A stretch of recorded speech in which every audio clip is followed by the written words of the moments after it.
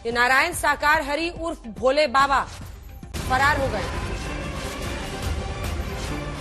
बड़ी खबर इस वक्त की हम आपको दे रहे हैं। हादसे के 5 घंटे बाद भी बाबा का पता नहीं है। तमाम कोशिशें हो रही हैं उनसे संपर्क साधने की। अपनी पत्नी के साथ ये अक्सर सत्संग अलग अलग जगहों पर करते थे और कई बार ये सवाल उठे हैं कि जितने की इजाजत नहीं उससे ज्यादा लोगों को बुला लेना सत्संग में, आयोजन ठीक से नहीं हो पाना, पूरे शहर में इसकी वजह से परेशानियों का सामना लोगों को करना पड़ता था। लेकिन इन सब के बावजूद अभी तक की मिली जानकारी के मुताबिक ये बाबा फरार है। अभिषेक, जानकारी आ रही है कि बाबा 5 घंटे हो गए हैं, अता पता नहीं है कुछ। नहीं, बिल्कुल बाबा के बारे में अभी तक कोई जानकारी नहीं आई है सामने कि आखिर बाबा जब वहां से निकले तो कहां पहुंचे हैं। एक ही जानकारी मिली है कि उनका कल का एक कार्यक्रम प्रस्तावित था आगरा में, लेकिन बाबा इस वक्त अंडरग्राउंड है। विष्णु हरि जो इनका नाम है, ये इस वक्त अंडरग्राउंड बताए जा रहे हैं। पुलिस फिलहाल अभी ऐसी जानकारी नहीं मिली है कि क्या पुलिस इन्हें तलाश कर रही है या नहीं। फिलहाल तमाम जो इंतजाम है प्रशासनिक वो इस घटना के बाद से राहत में जुटे हुए हैं।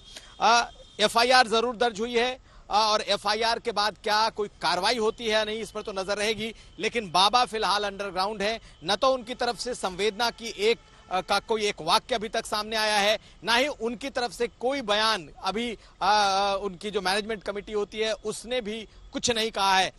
हालात ये है कि घटनास्थल जहां पर घटना हुई है वहां पर इस वक्त न तो घटना से जुड़े हुए लोग मौजूद हैं जिन्होंने इस कार्यक्रम को आयोजित किया था, सबके सब इस वक्त अंडरग्राउंड हैं और उम्मीद ये की जा रही है कि आज से लेकर कल तक जरूर या तो बाबा खुद सामने आएंगे या फिर प्रशासन उनकी तलाश जारी करेगा। अंजना, और किस तरह की जानकारी आ रही है? मतलब देखिए, ये एक बाबा इतना बड़ा आयोजन कर लेता है, हालांकि जानकारी ऐसी मिल रही है कि शायद अनलिमिटेड पर्सन्स यानी आप कितने भी लोगों को बुला सकते थे, इस तरह की उन्होंने इजाजत ली थी।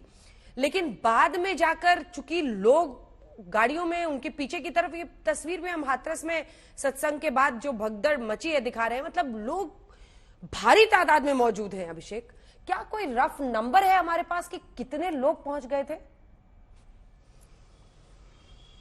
अंजना, देखिए कोई सटीक नंबर मौजूद नहीं है, लेकिन अगर आप उनकी पुरानी तस्वीरों को निकालेंगी तो उनका जब भी कार्यक्रम होता है तो इतना भव्य होता है कि बहुत दूर दूर से लोग बड़ी बड़ी गाड़ियों में लदकर गांव से कस्बों से गाड़ियां हायर करके आते हैं और एक बड़ा कार्यक्रम करते हैं और उनके मंचों पर कई बड़े पॉलिटिशियन, बड़े चेहरे भी दिखाई देते रहे हैं। इसलिए पश्चिमी उत्तर प्रदेश में बाबा विष्णु हरि, साकार हरि बड़े नाम माने जाते रहे। ये जरूर है कि वो मीडिया से थोड़े दूर रहे, उनका चेहरा कम दिखाई दिया है, लेकिन वो गांव में और उन इलाकों में लोगों के बीच में बहुत लोकप्रिय रहे हैं। जिस तरीके का उन्होंने आयोजन किया है, इस आयोजन को लेकर लगातार सवाल उठ रहे हैं। उसमें सबसे बड़ा सवाल यह है क्योंकि जो हम लोगों ने रिपोर्ट किया है कि कोरोना काल में भी जब उन्होंने एक इस तरह का समागम किया था तब भी 50,000 के आसपास लोग जुट गए थे। बकायदा फिरोजाबाद में प्रशासन को उनका कार्यक्रम रद्द करवाना पड़ा था।